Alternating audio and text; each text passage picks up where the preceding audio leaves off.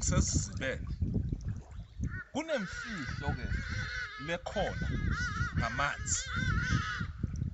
Kukhona imfihlo lejulile when it comes to amanzi. Inenge imimoya etholakala phakathi emanzini. Ingakho kancane kancane umuntu uthola kwenzakalayo. Uthola umuntu ephupha isiziba, ephupha umfulo ohambayo. Maningi amaphupho lasuke ahamba athintana namanzi. Leyo nto leyo isuke ikhuluma ithinta kokuthona isiphiwo sakho simephi. Umuntu wamanzi.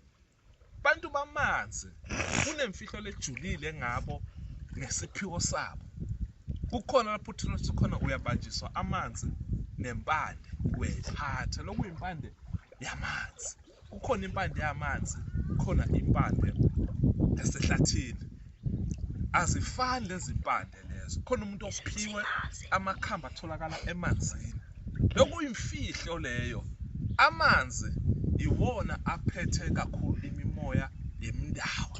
Onongameli isizwe iwona laphethe imimoya yenkosazana, imimoya yengonyama.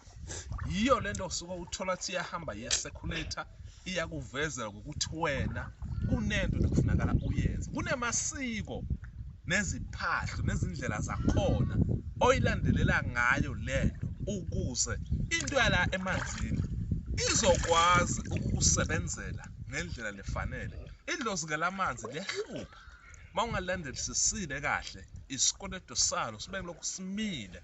Isiko ledlozi lamanzi mawungayilandelisisile into yakhona kahle iyo lokhu ibuyile ngamaphupho lokhu ibuyile up until uzugcineke uyithinda lento. Ingakho labanye ithola ukuthi lento yabathatha nemfihlo lebathathayo ngoba kunezinto lekudingakala ukuthi bazilandelisisise ngendlela lefanele. Inamandla ke into yasemanzini and if na vele uthanda ungathandi uhambe ube